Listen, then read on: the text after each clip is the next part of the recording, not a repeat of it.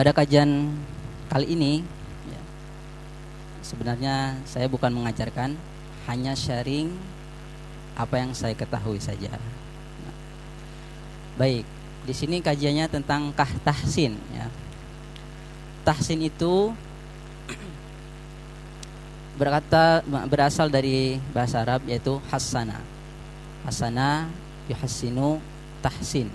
Nah, yang mempunyai arti yaitu memperbaiki atau membaguskan ya.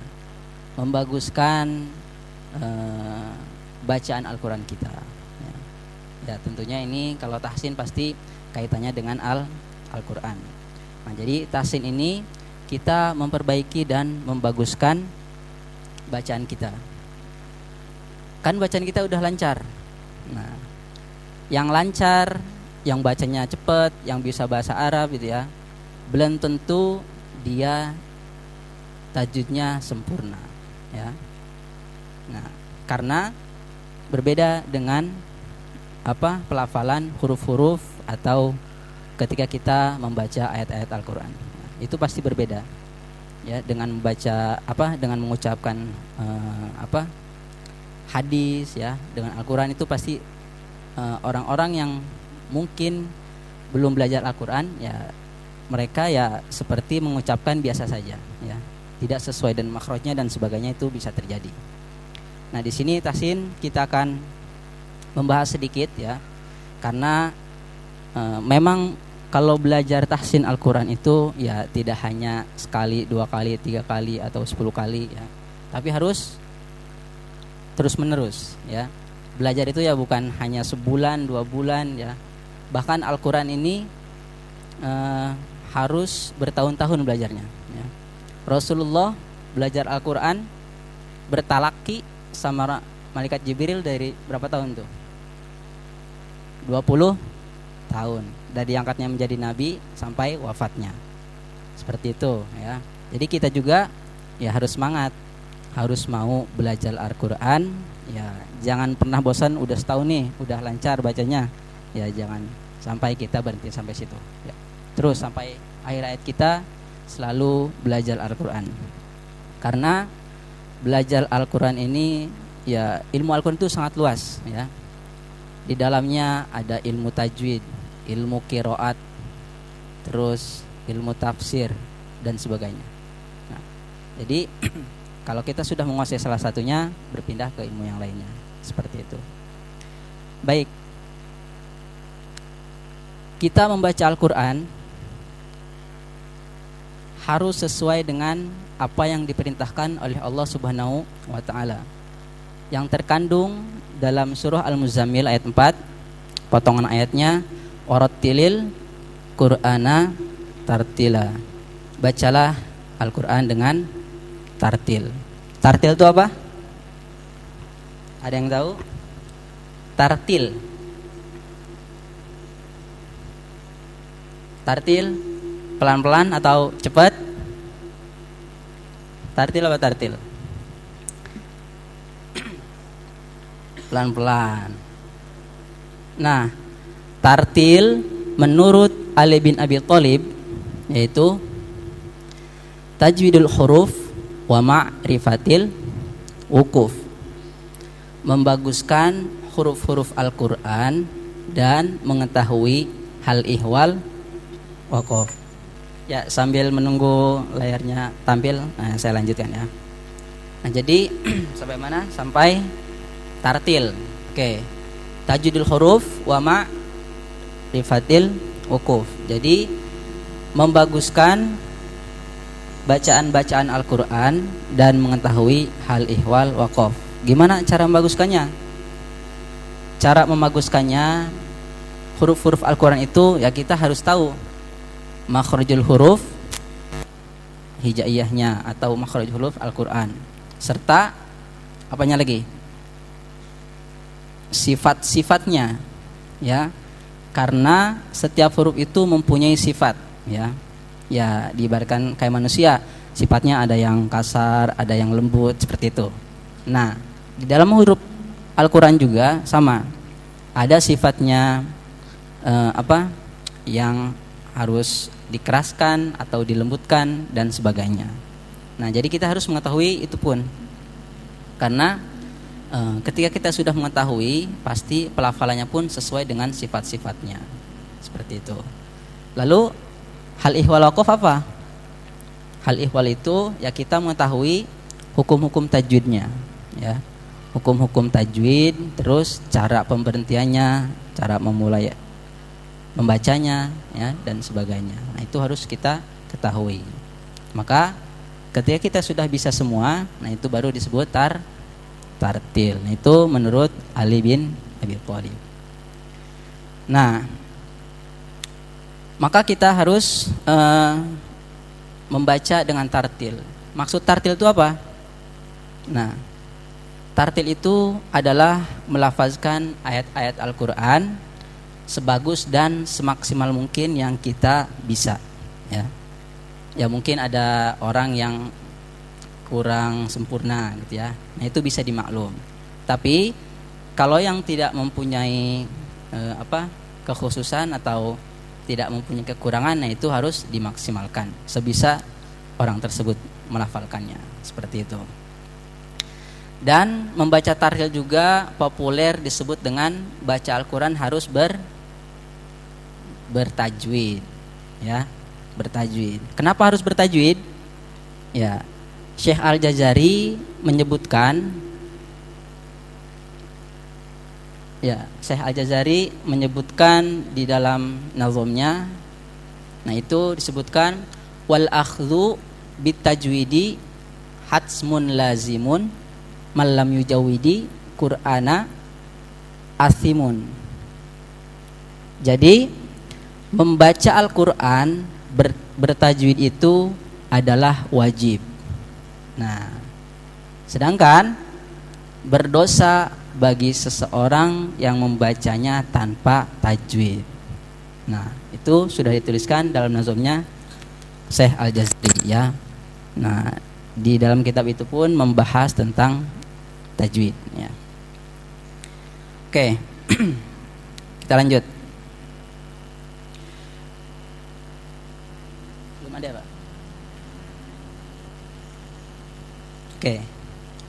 Sebelum mungkin pertemuan ini kita hanya tasnya surah Al-Fatihah saja, tidak apa-apa ya. Karena ya kalau 30 juz tidak mungkin juga. Tetapi teman-teman bisa belajar nanti ya di rumahnya mau ke siapa ya. Yang penting kepada gurunya yang sudah menguasai atau mempunyai sanad sampai Rasulullah, ya. Karena di sini di Al-Qur'an di Indonesia itu kita mempunyai imam juga, ya, dalam membaca Al-Qur'an. Imam yang kita pakai apa? Imam apa? Imam Syafi'i. Betul apa? Betul. Di dalam membaca Al-Quran itu kita bukan Imam Syafi'i atau Imam Hambali atau Imam Fiqih, ya. Tapi memakai Imam Qiraah. Jadi beda. Ya, kalau Imam Qiraah itu ada qiraat sab'ah, berarti itu ada 7 imam.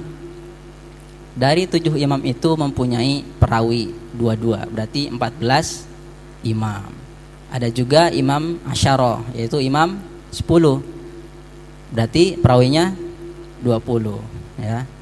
Yang kita pakai di Indonesia imam apa? Imam Hafaz, ya. Nah, itu perawinya Imam Hafaz. Dari Imam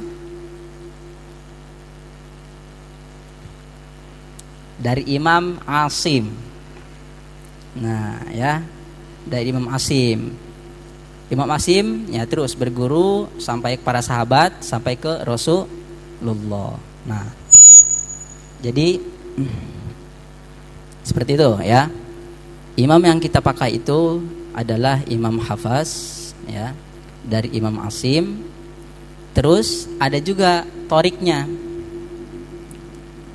Jadi Imam Hafaz ini mempunyai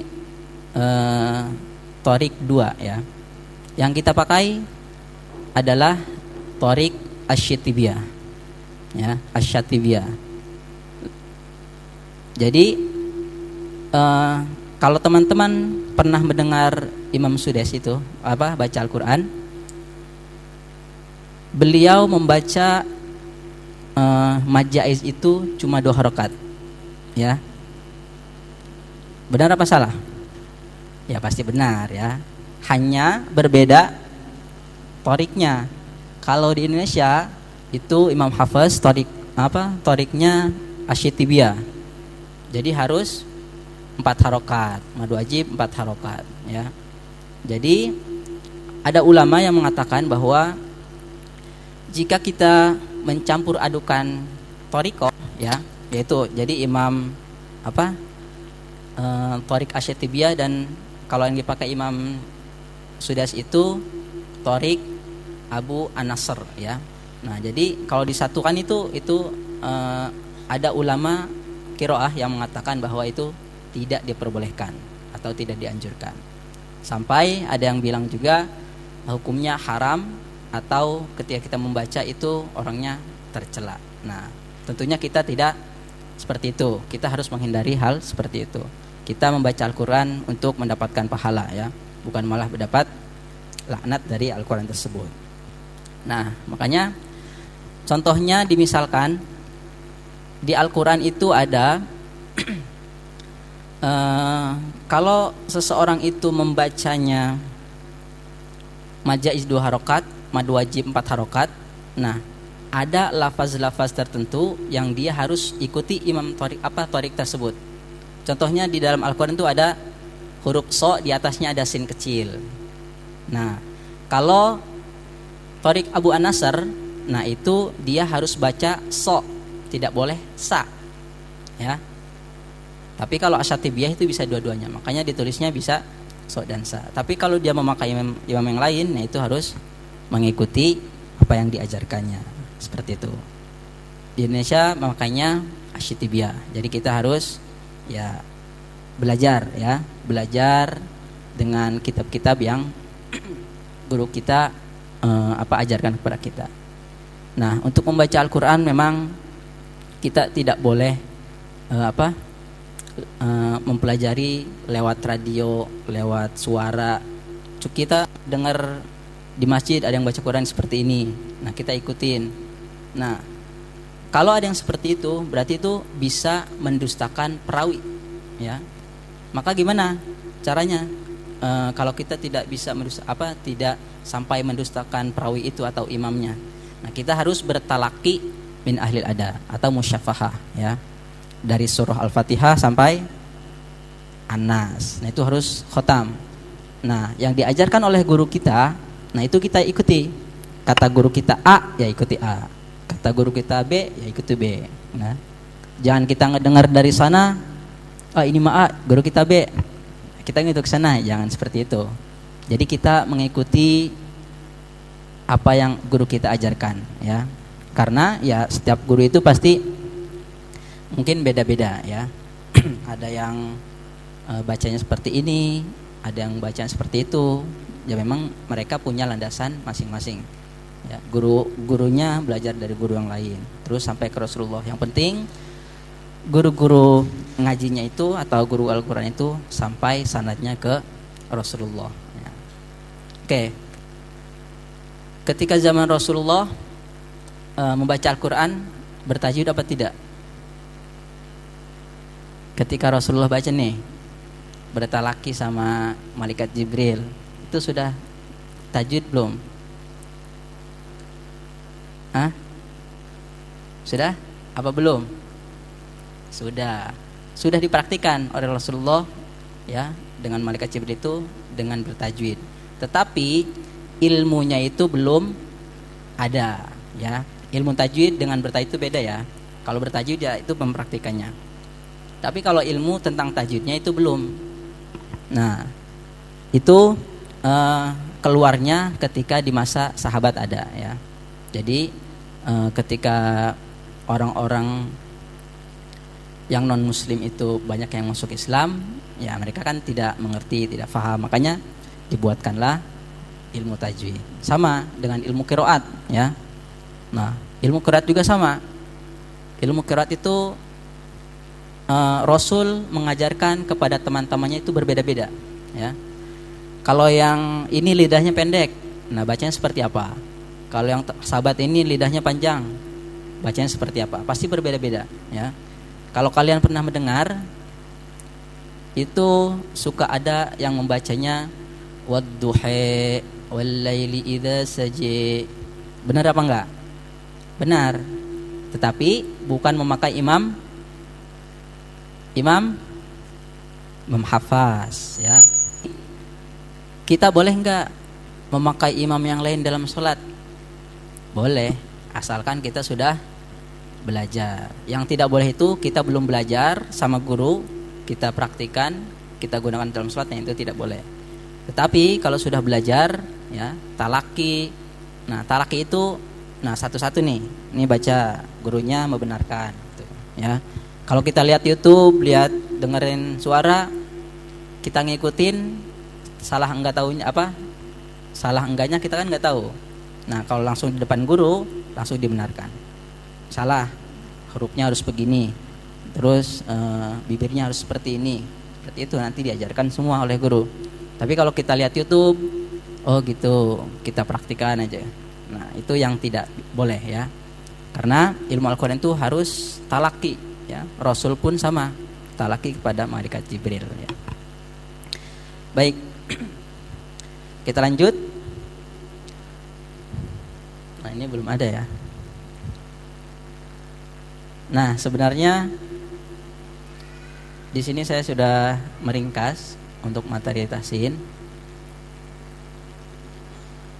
Langsung saja saya sudah ringkas untuk kesalahan umum dalam membaca Al-Quran.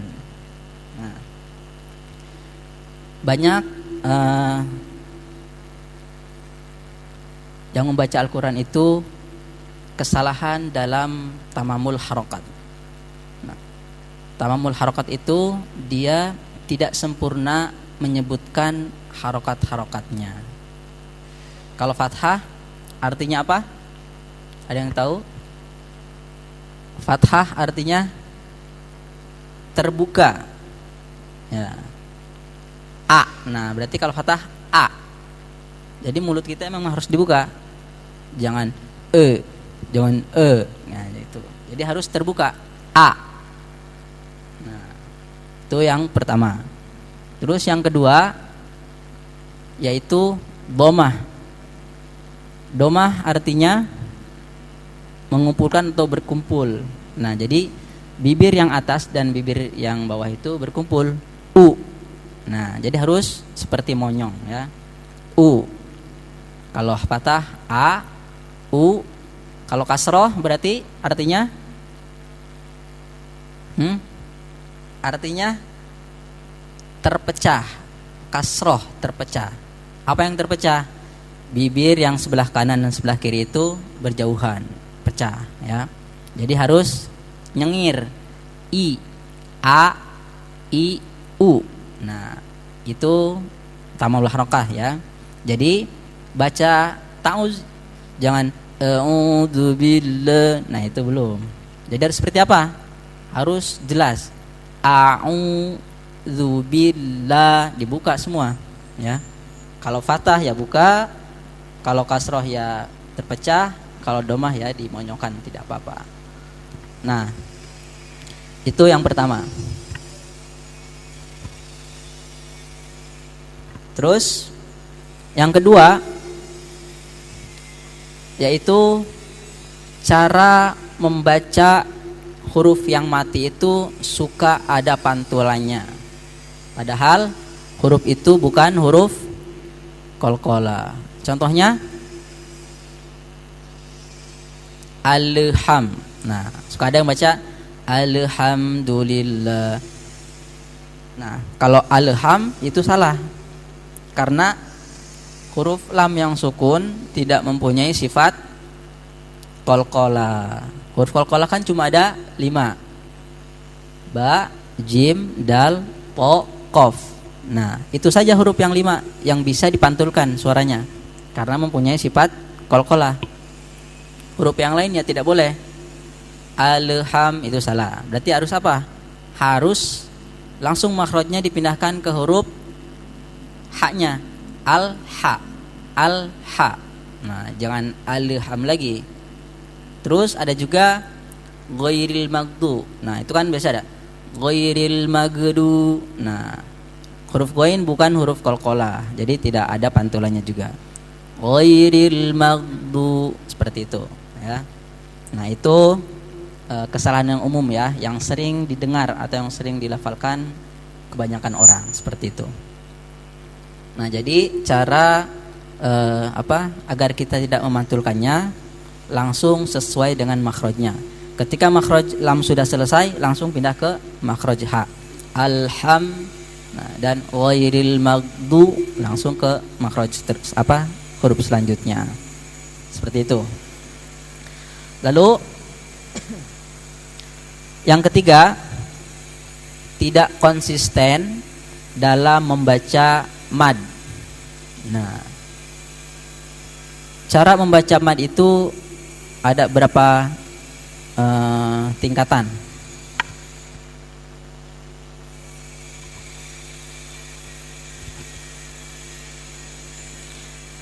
Ada yang tahu? Cara membaca mad itu ada 3. Yang pertama, berapa harokat? 2 harokat. Yang kedua, 4. Yang ketiga, 6. Ada 5 harokat enggak? Kalau imam ilmu qiraah itu tidak ada yang menyebutkan 5 harokat. Jadi hanya ada 3 saja.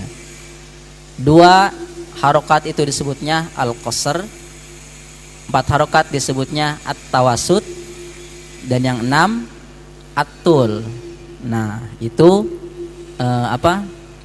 panjang bacaan mad ya. Jadi kalau kita membaca suatu hukum mad yang panjangnya 2 harokat, ya kita harus 2 harokat semua. 2 harokat. Yang 4 harokat, yang 4 harokat. Yang 6 harokat ya harus 6 harokat. Nah, kalau hukum mad itu memang banyak sekali ya. Hukum mad itu memang terbagi 2. Ada mad tabi'i, ada mad. Hukum mad cuma ada 2. Mad tabi'i dan atau mad asli dan mad far'i. Ya, tetapi cabangnya yang banyak ya. Kalau mad tabi'i, ada mad tabi'i harfi, ada mad tabi'i mughayyar, ada mad tabi'i asli juga, mad tabi'i asli ada juga. Lalu kalau mad mad far'i ya itu banyak sekali ya. Mad jaiz, mad wajib, mad lazim, ya, mad badal dan sebagainya. Nah, itu nanti bisa dipelajari oleh teman-teman ya. Karena kalau kita membahas itu semua ya satu pertemuan tidak pas ya, tidak muat karena sangat panjang. Di sini saya hanya secara global saja. Oke. Di sini kebiasaan umum yang salah membacanya itu 2 harokat itu sering dibaca pendek ya, ataupun sering dibaca terlalu panjang. Karena apa? Ya karena bisa lagunya yang terlalu, wah suara saya enak nih, ya, saya panjangin aja, ya, gitu kan. Nah, karena suaranya enak, lagunya enak, dia panjangin tuh. Nah, itu tidak boleh, ya. Nah, itu sudah menyalahi aturan tajwid. Yang harus didahulukan oleh kita itu tajwidnya dulu, baru lagunya. Ya, lagu harus mengikuti tajwid, jangan tajwid jangan tajwid mengikuti lagu ya. Jadi lagunya harus mengikuti tajwid. Kalau tajwidnya 2 harokat, 2 harokat, 4 harokat, 4 harokat, dan sebagainya. Terus yang kedua, biasanya ada orang membaca mad itu ragu-ragu ya. Ragu-ragu membaca huruf selanjutnya. Karena dia belum hafal, dia baca mad tabi'i, tapi dia agak lama gitu mikirnya huruf selanjutnya, jadi dipanjangin. Dia lihat lagi. Nah, saya juga seperti itu. Nah, itu yang harus dihindarkan. Jadi mata kita harus cepat gitu ya. Kalau kita bacanya cepat ya mata kita harus cepat. Kalau kita bacanya sedang juga. Dan kalau lama kalau lambat ya kita harus lambat juga, seperti itu. Tetapi membaca tempo bacaan itu memang ada berapa? Ada 4. Yang pertama itu tahqiq, yang kedua tadwir, dan yang ketiga hadar. Nah, kalau hadar biasanya di imam tarawih itu dipakai. Bismillahirrahmanirrahim. Alhamdulillahirabbil alamin arrahmanirrahim. Nah, seperti itu. Itu hadar ya. Tetapi tidak terlepas dari hukum tajwid ya. Jadi harus menjaga hukum tajwidnya. Meskipun cepat tapi harus menjaga hukum tajwidnya. Nah, itu bisa kita pakai semua. Yang penting sesuai dengan tajwidnya. Tapi jangan dicampur adukan. Ayat ini bacanya misalnya hadar cepat, yang ayat selanjutnya tartil atau tadwir, yang selanjutnya lagi tahqiq. Nah, itu yang tidak boleh ya. Jadi harus konsisten. Sama dengan hukum mad juga. Mad 4 bacanya 4 harokat, yang 4 harokat, dan seterusnya. Selanjutnya kesalahan umum. Nah, saya menerangkan kesalahan umum dulu ya, biar paham dulu salahnya di mana aja nih gitu. Yaitu ada orang yang suka tergesa-gesa membaca hukum yang ada gunahnya. Nah, gunah atau dengung ya.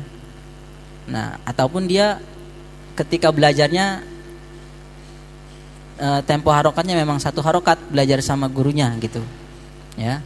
Ataupun dia mendengar YouTube bacaan seperti itu, tapi dia tidak tempo harokatnya tidak sesuai gitu. Nah, bisa jadi seperti itu. Nah, jadi kesalahan umum yang sering ditemui seperti itu, membaca hukum gunah. Nah, itu cepat ya. Contohnya seperti apa? Nun bertasdid. Contoh kecil saya seperti itu. Kan bacanya harusnya 2 harokat kalau ada gunah itu atau dengung, inna, seperti itu. Tapi ada yang bacanya karena tergesa-gesa atau dia terbiasanya memang 1 harokat, inna. Nah, annya itu kurang lama, jadi kurang 2 harokat. Salah apa benar? Tentunya ya tidak sesuai dengan tajwid. Karena tajwid menerangkan kalau gunah itu bacanya 2 harokat ya. Inna anzalna. Nah, dengung juga sama 2 harokat.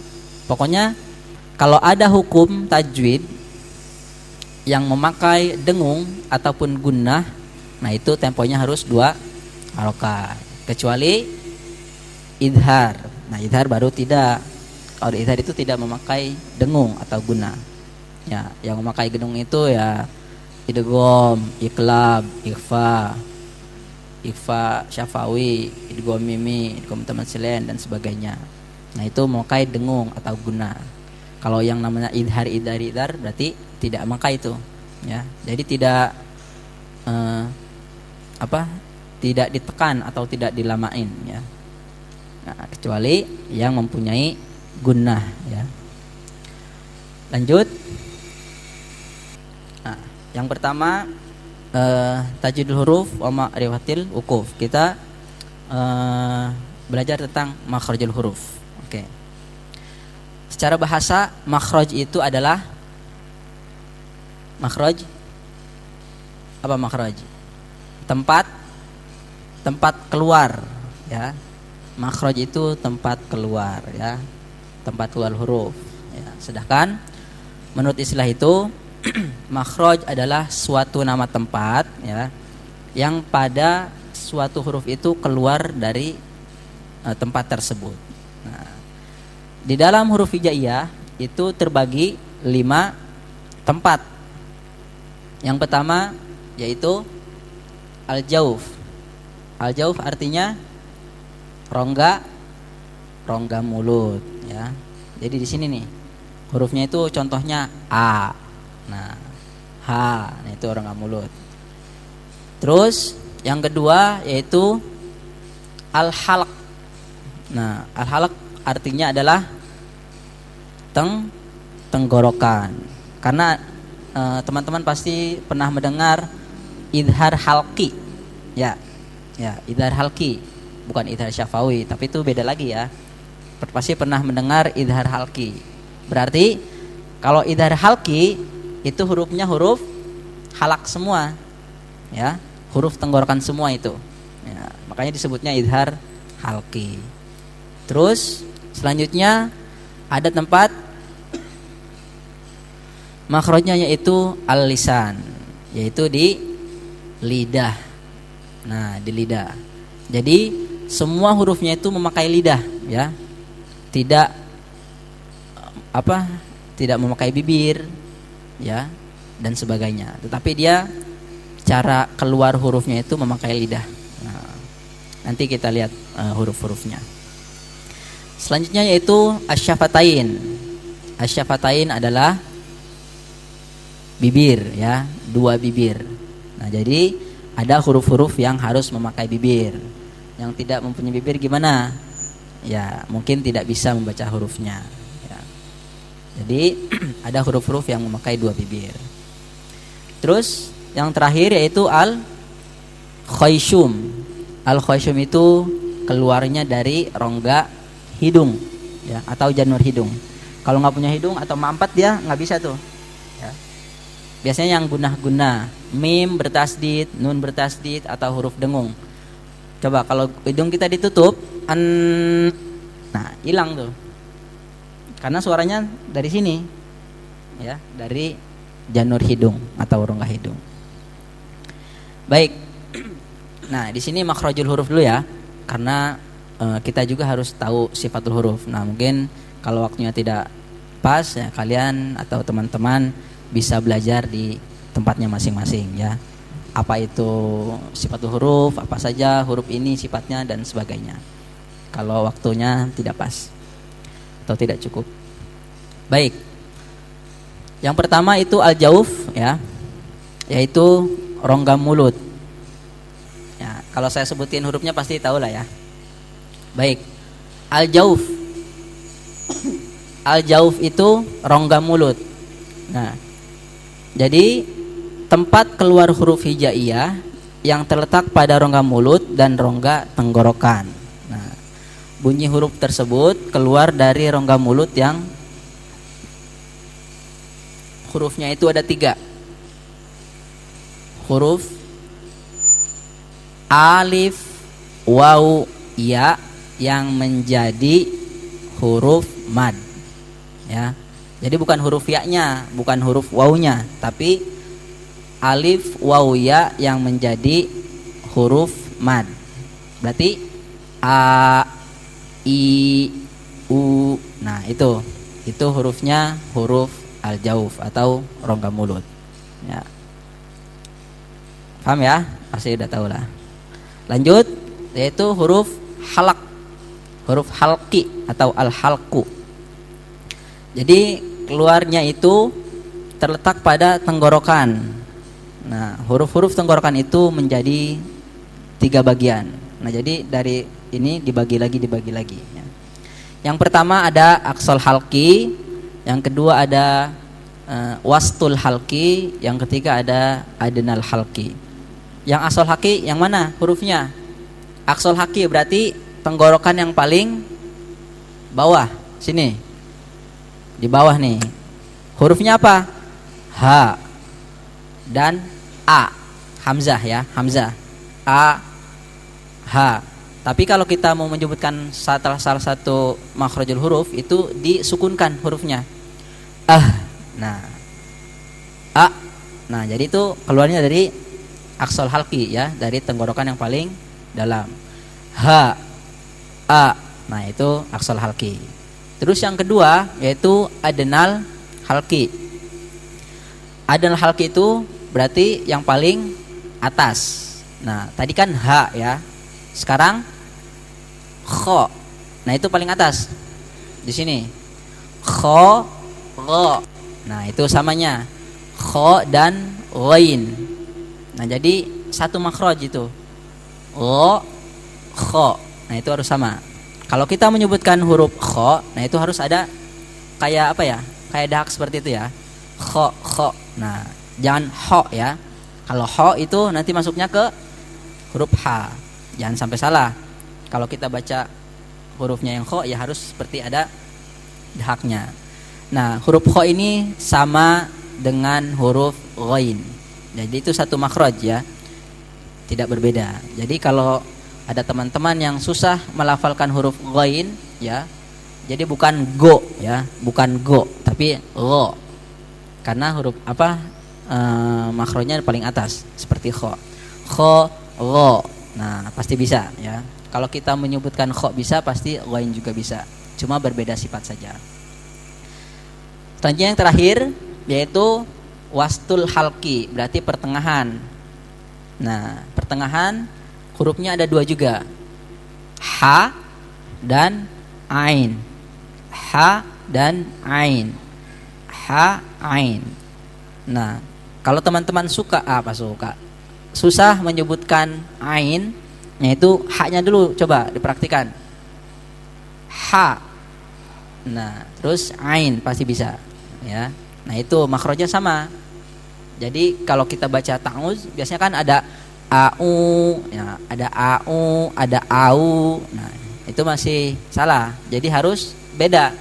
Yang pertama hamzah, yang kedua ain. Kalau hamzah di tenggorokan paling bawah.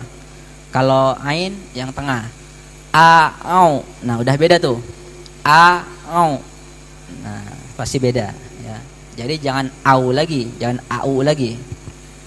Nah, jadi harus membedakan huruf-huruf ya. Jadi kita bisa membedakannya. Au. Nah, jadi sudah beda. Nah, itu huruf yang al-halq ya, atau al-halqu. Ada berapa? Ada 6. Kan yang tadi aksol halki ada 2, adnal halki ada 2, wastul halki ada 2. Nah, huruf idhar halki juga ada 6. Nah, itu hurufnya ya. Jadi aksol halki ada 6. Hurufnya hamzah, ha, ain, ha, ghain, kha. Nah, itu sama makhrajnya. Tetapi beda sifat, makanya beda suaranya. Oke, lanjut. Selanjutnya yaitu huruf yang makhrajnya keluar dari lisan atau dari lidah. Nah, yang pertama yaitu adanya di pangkal lidah ya. Pangkal lidah yang mana? Pangkal lidah di mana pangkal lidah? Depan apa belakang? Belakang, pangkal di belakang sini nih ya. Nah, di pangkal lidah ini, jadi di lidah ya, bukan di leher. Saya nunduknya nggak bisa lidah karena tidak bisa naikkan juga, lagi error. Jadi di paling belakang nih lidahnya itu makhrajnya keluarnya. Yang pertama hurufnya adalah ko ya. Yang paling ujung pangkal lidah itu keluarnya huruf ko ya. Qaf. Nah, tetapi huruf qaf itu mempunyai sifat isti'la. Jadi harus tebal. Nah, isti'la apa? Isti'la itu lidah kita ke atas, yang belakangnya ya. Yang lidah pangkalnya itu ke atas. Ko, jadinya tebal. Ko. Nah, seperti itu. Lalu yang kedua hurufnya itu kaf. Nah, ka. Nah, sama di pangkal lidah, tapi dia tidak isti'la ya, tidak gitu, tidak tebal, tapi tipis, ka, seperti itu. Kalau qaf kan beda, ko. Nah, agak bulat, suaranya agak bulat. Nah, itu yang pertama yaitu pangkal lidah hurufnya qaf dan kaf.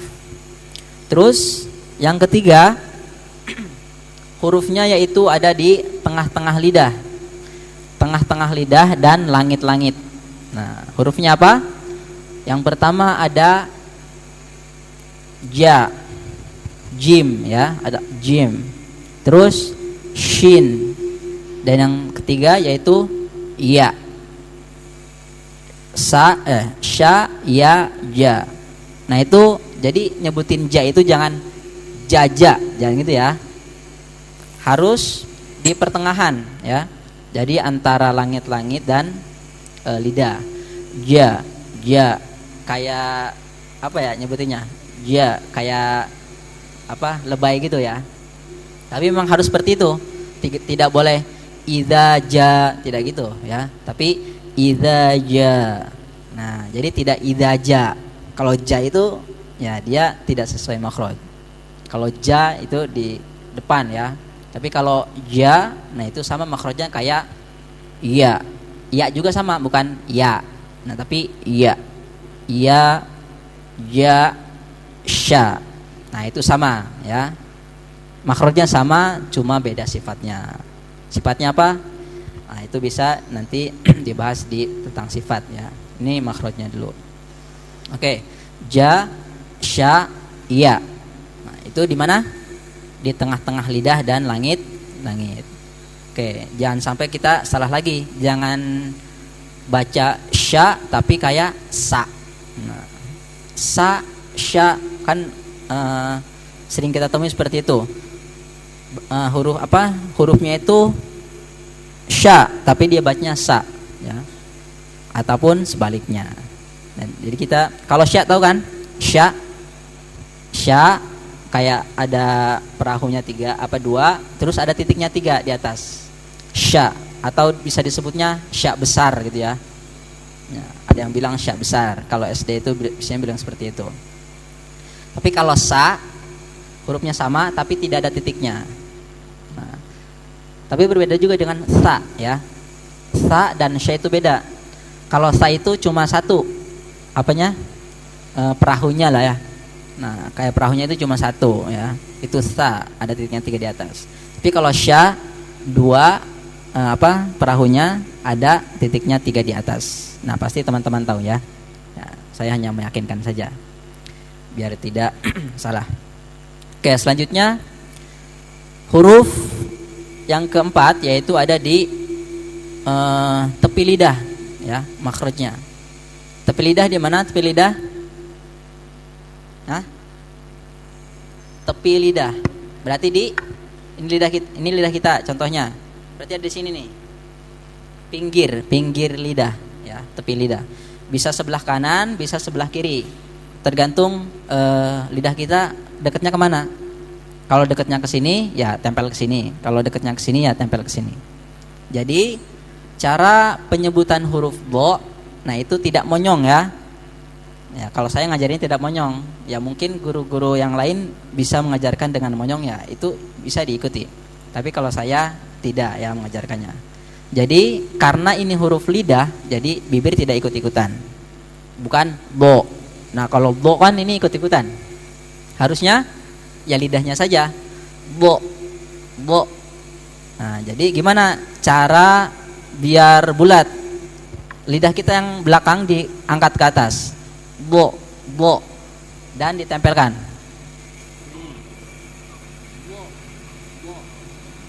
Tempelinya ke gusi yang atas ya. Gusi atas nih, di atas gigi ada gusi kan? Nah, di situ tempelinya. Abbo. Nah, jadi ghairil maghdu, tapi kalau domah itu boleh monyong. Ghairil maghdu bi alaihim waladdo. Nah, kalau bo itu tidak boleh. Tidak boleh waladdo, tapi waladdo. Nah, jadi tidak boleh ikut-ikutan tuh kalau memang bukan harokatnya domah. Tapi kalau domah tidak apa-apa. Semua huruf kalau harokatnya domah tidak apa-apa dimonyongkan ya. Tapi kalau bukan domah, nah itu tidak bisa ya. Nah, kecuali hurufnya huruf bibir. Baik, untuk huruf do ini memang susah kita lafalkan ya. Ya, tidak bisa sebulan 2 bulan untuk menyempurnakan huruf ini ya. Saya aja ya udah 3 tahun masih belajar juga ini untuk menyempurnakan huruf ini ya. Jadi memang belajar Al-Quran itu ya tidak bisa cepat ya. Tidak perlu pintar. Membaca Al-Quran itu tidak perlu pintar, tidak perlu jenius, tetapi rajin ya, dan terus-terusan ya, continue. Kalau minggu ini belajar, minggu depan baru belajar lagi, itu lupa lagi nanti.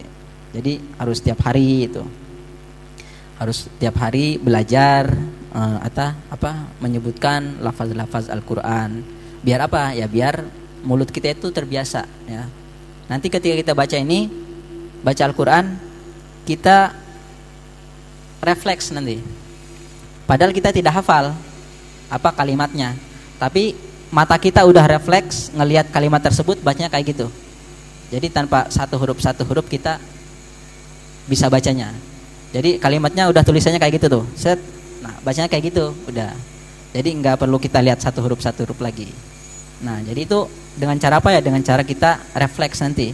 Lama kelamaan pasti bisa seperti itu ya. Jadi ada orang yang suka khotaman gitu kan.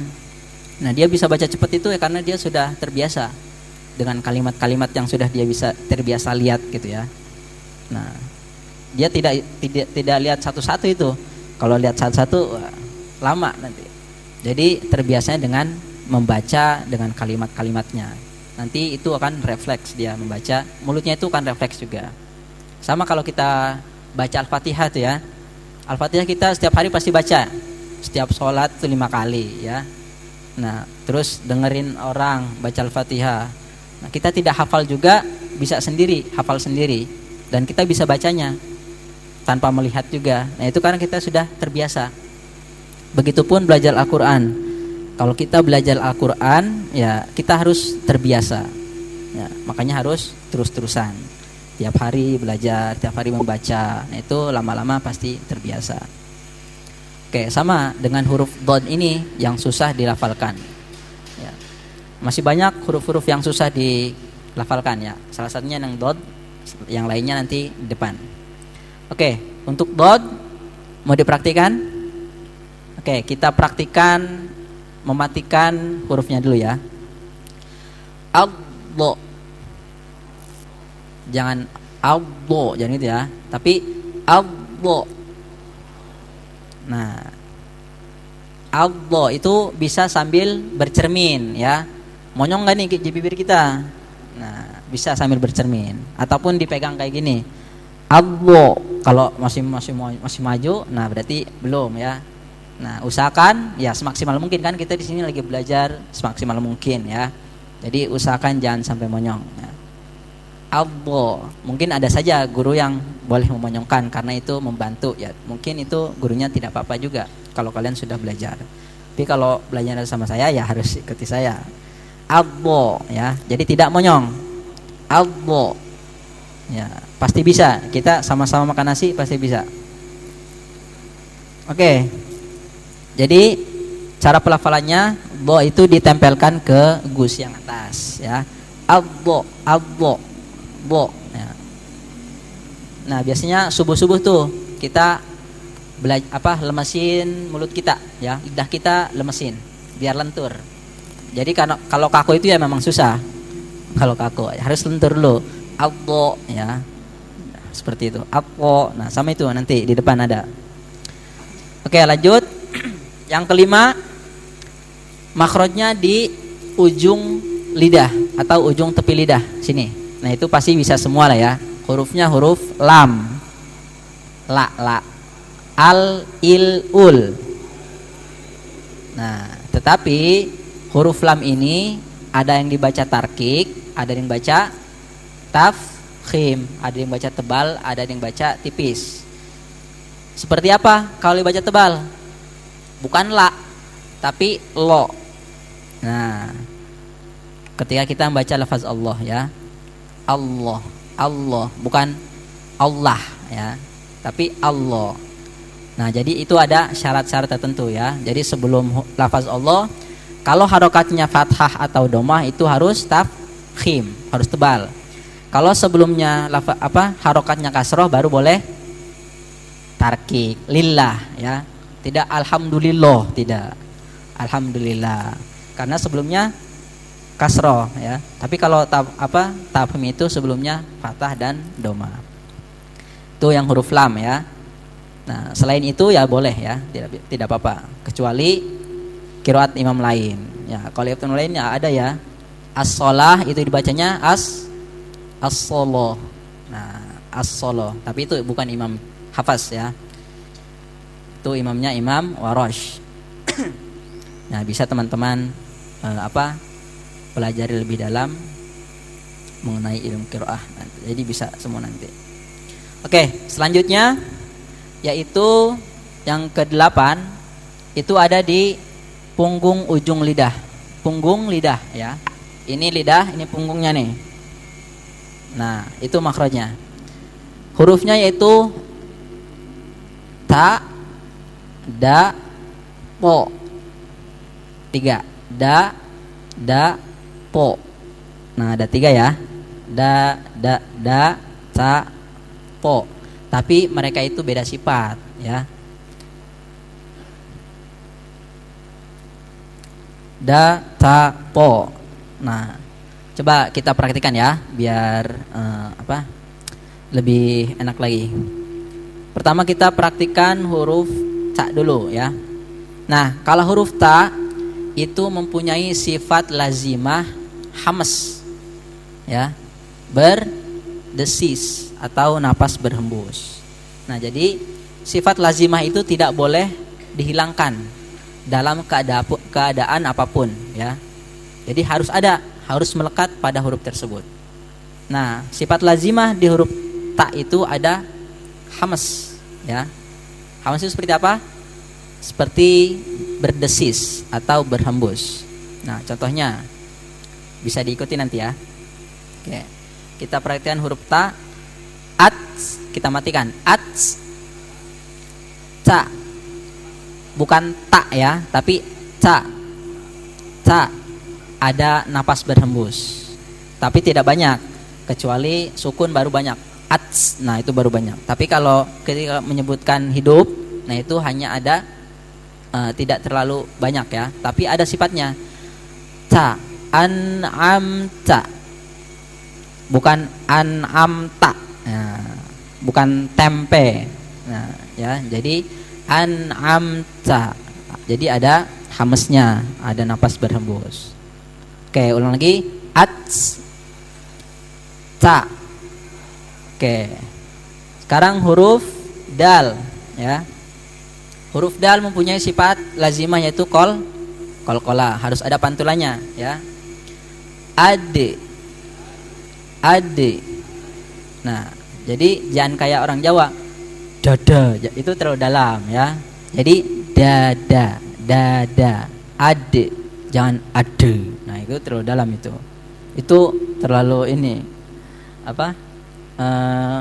ada hamesnya. Kalau ade itu ada hamesnya, ada napas berhembus. Sedangkan huruf dal itu tidak mempunyai hamas ya, tidak mempunyai sifat hamas. Oke.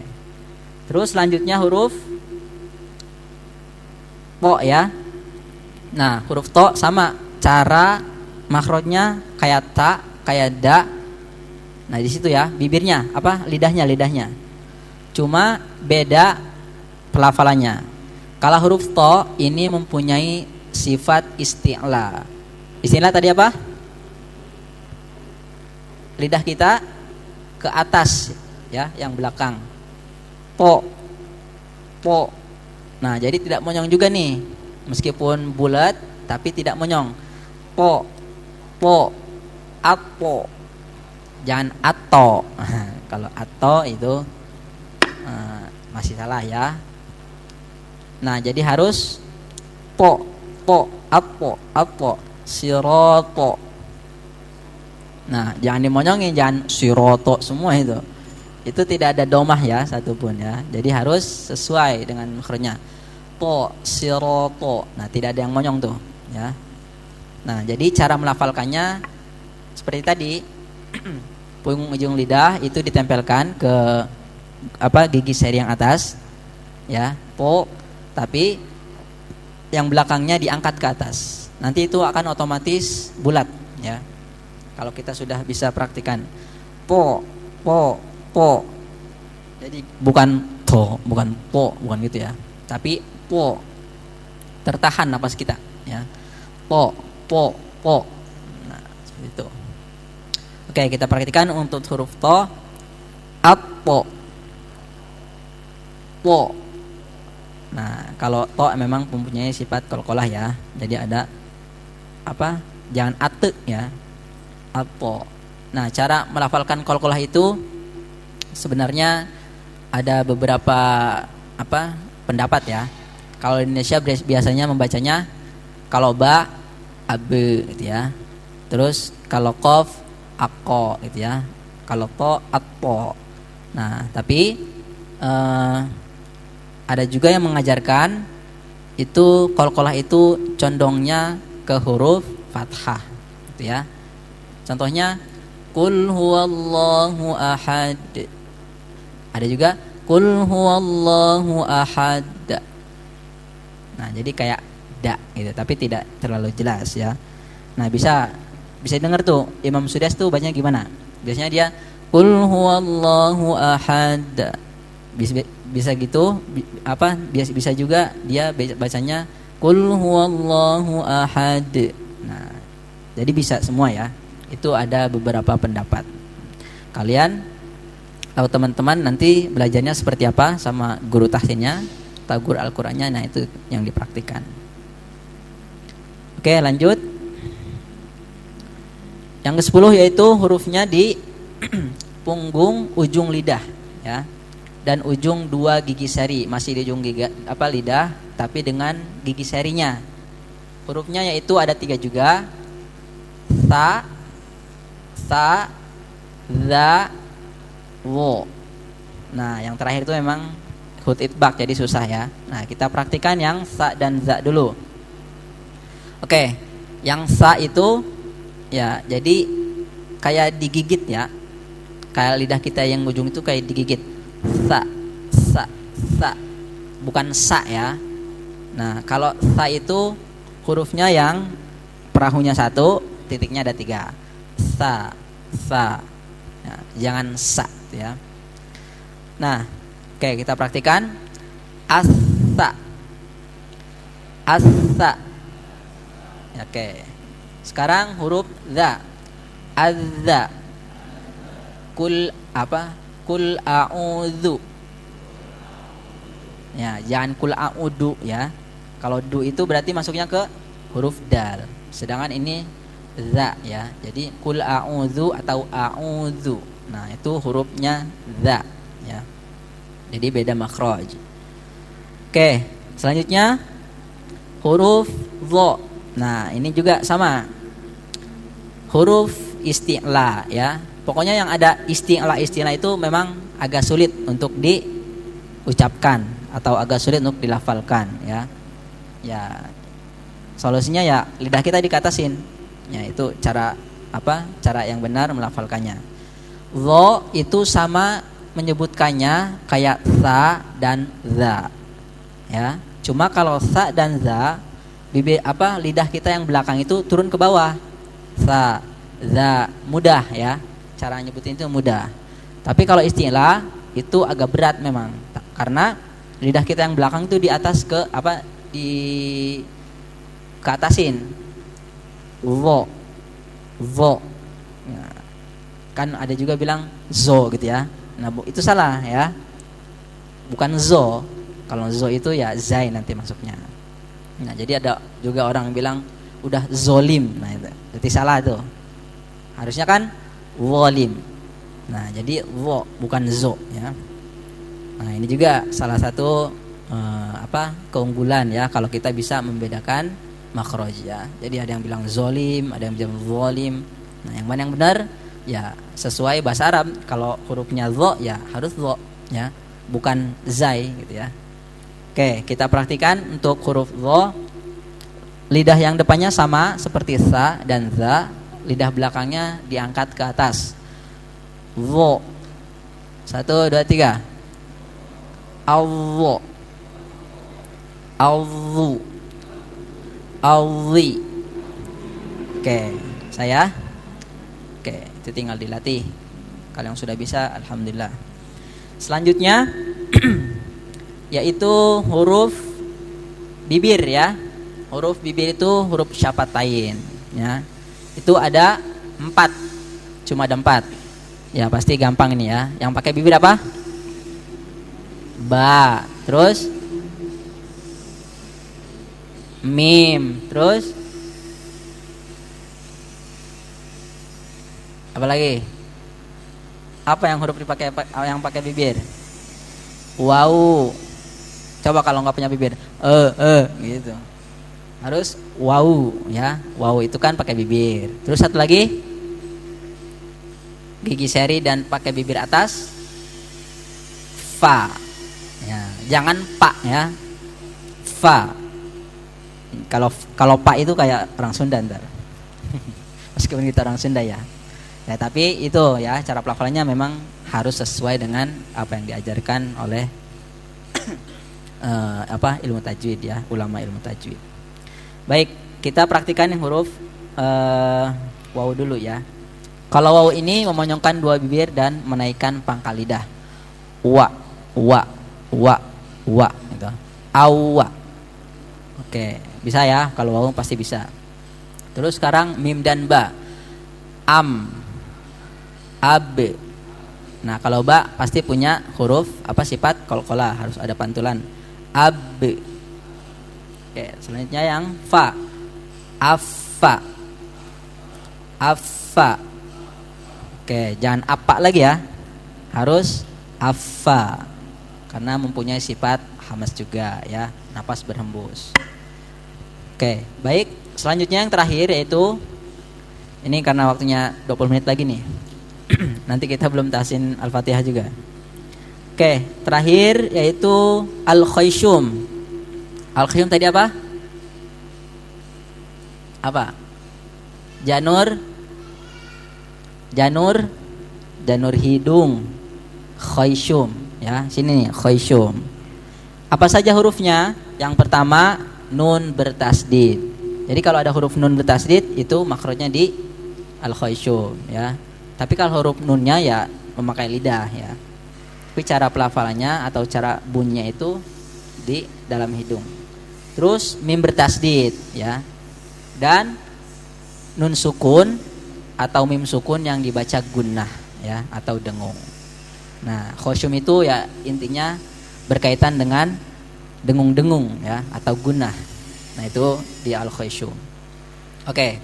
Sekarang kita praktikan yang huruf nun. Inna ya, yang mim summa ya, terus yang ifa min qablik min syarril. Nah itu masih ada harus diperbaiki tuh tadi makhraj sifatnya ya, jangan min syarril, nah jangan gitu. Nah itu huruf ro udah belum ya? Belum ya? Huruf ro. Wah, huruf ro ketinggalan ini. Kok nggak ada ya? Ro, mana ro? Oh ini ro-nya lupa nih. Oke, satu lagi huruf ro ya. Nah, karena tadi saya mendengar huruf ro-nya ada yang kurang pas, jadi saya ingat.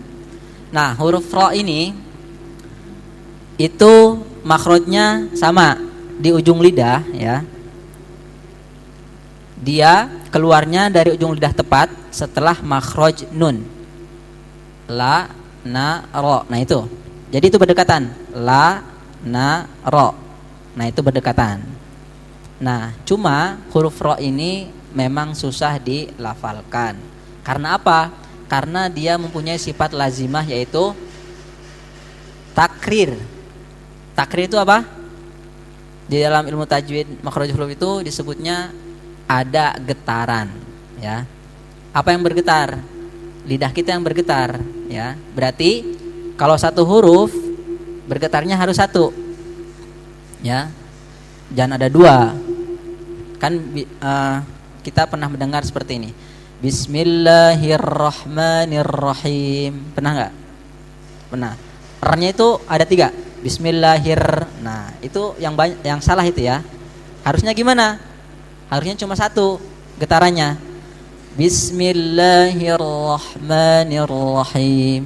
Nah, jadi cuma satu tuh getarannya. Caranya seperti apa? Caranya ya kita getarkan 1 kali, baru kita tempelkan lidah kita ke makhrajnya. Ar, ar, ar, ar, ar-Rahman. Nah, jadi 1 kali getar langsung tempel ya. Jadi berhenti tuh. Kalau nggak ditempelin nah nggak ditempelin untuk ke makhrajnya. Jadi harus nempel. Ar, ar. Nah, nanti berhenti sendiri. Nah, itu di ujung lidah ya, sama seperti lam dan nun. Nah, itu makhrajnya. Tapi kita getarin dulu kalau ro. Bismillahirrahmanirrahim. Nah, kayak gitu. Jangan Bismillahirrahmanirrahim. Jangan juga Bismillahirrahmanirrahim. Nah, itu terlalu banyak ya. Jangan menambah huruf ya. Karena kalau kita menambah huruf ya pasti salah bacanya. Oke. Sudah ya untuk makhrajul huruf ya? Sudah semua? Oke. Kalau sifatul huruf ini waktunya memang sebentar lagi, langsung saja kita praktik surah Al-Fatihah ya. Oke, karena surah Al-Fatihah ya yang wajib kita pakai di dalam sholat. Oke, bisa melihat Al-Quran ataupun yang sudah hafal ya tidak apa-apa, langsung saja. Oke, bisa diikuti pembacaan saya. A'udzu billahi minasy syaithanir rajim. 1 2 3.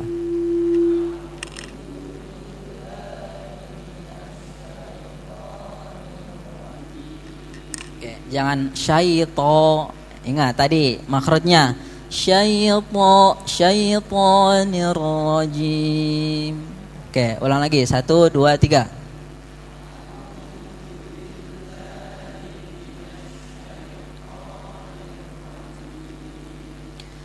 Bismillahirrahmanirrahim.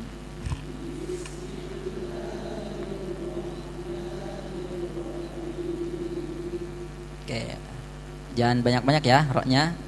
Dan tadi juga himnya jangan him ya. Kalau him itu hak nanti masuknya. Oke, kita lanjut. Alhamdulillahi Rabbil alamin.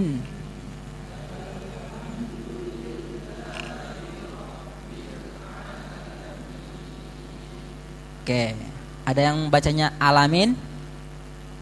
Alhamdulillah Rabbil alamin.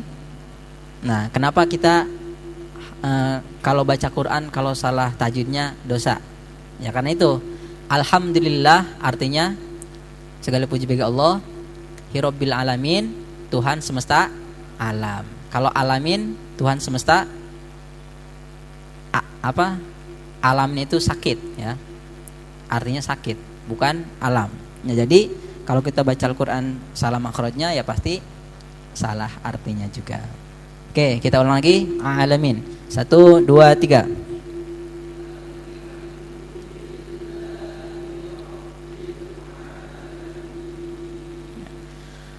Ar-Rahmanir Rahim. Nah, nanti dipelajari lagi ya untuk melafalkan huruf ro. Ulang lagi. Dengarkan. Ar-Rahmanir Rahim.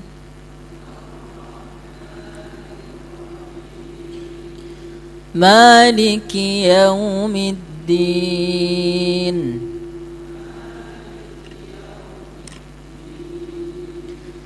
Iyyaka na'budu wa iyyaka nasta'in.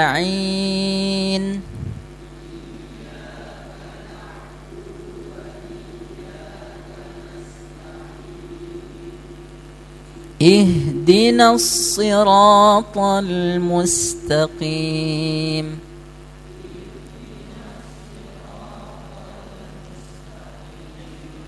Nah, ihdinas ada yang gitu.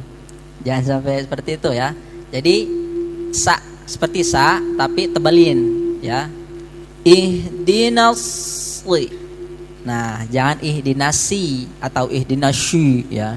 Tapi ihdinas siratal. Nah, itu tidak ada yang monyong ya. sirata, tidak ada yang monyong ya. Ihdinas siratal mustaqim. 1 2 3.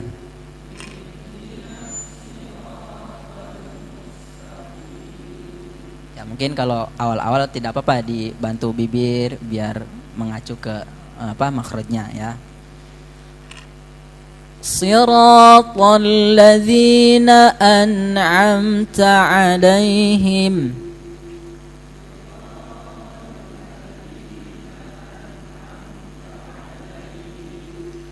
ghairil maghdubi 'alaihim waladdallin.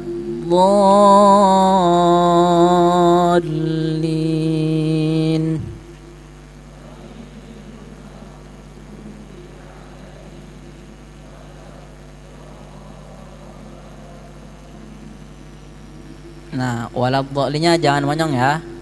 Ghairil maghdubi 'alaihim waladdallin.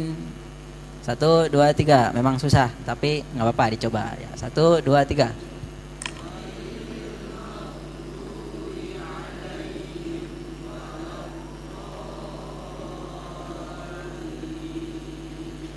Oke, ada yang mau coba?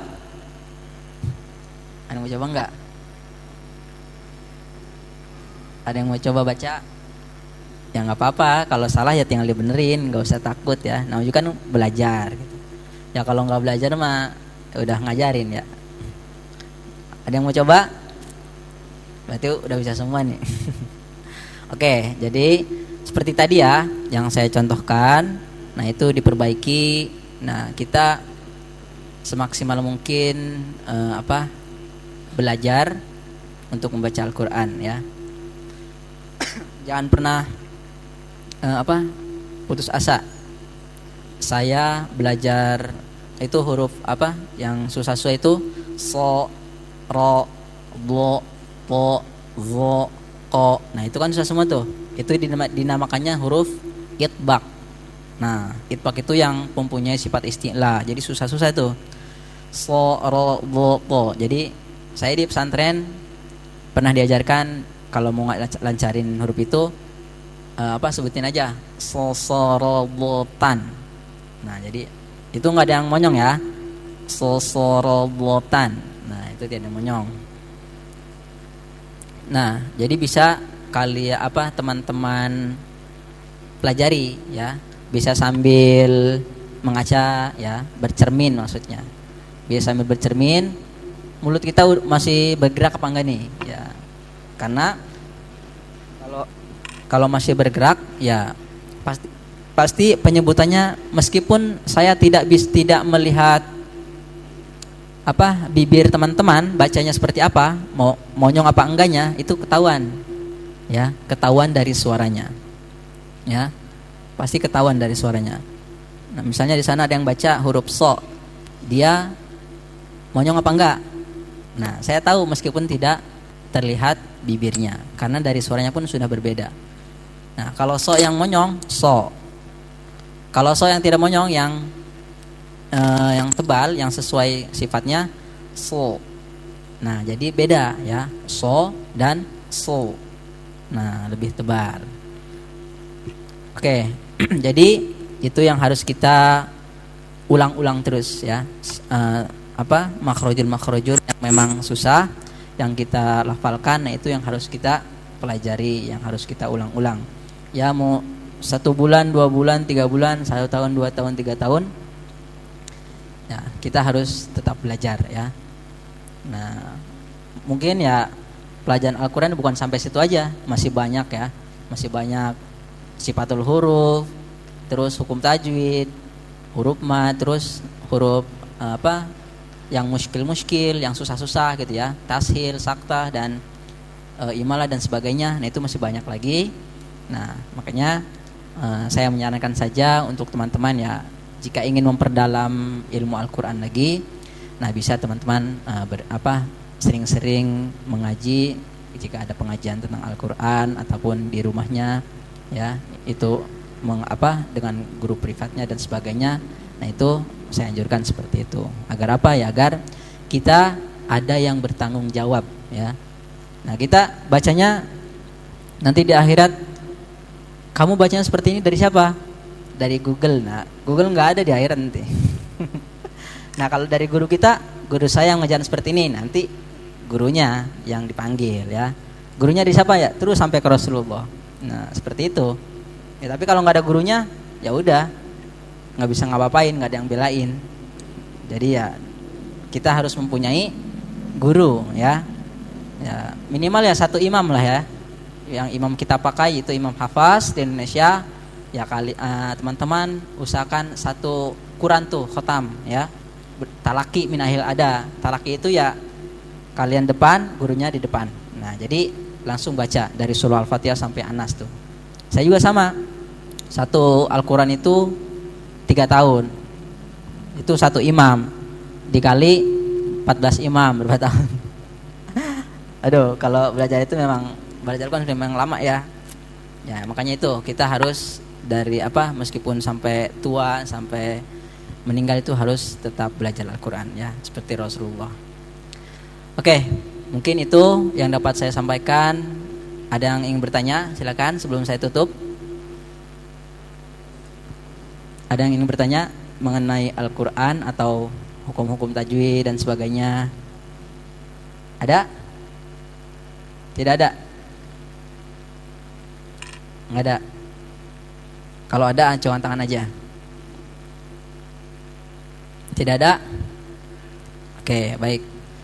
Mungkin kalau tidak ada yang bertanya, mudah-mudahan apa yang kita pelajari, apa yang saya bagikan, saya sharing pengetahuan saya kepada teman-teman, mudah-mudahan memberikan manfaat untuk teman-teman semua. Amin ya rabbal alamin. Saya mohon maaf atas segala kekurangan dan kekhilafannya. Saya akhiri dengan bacakan hamdalah wallahu muwaffiq ila aqwamit thoriq. Assalamualaikum warahmatullahi wabarakatuh.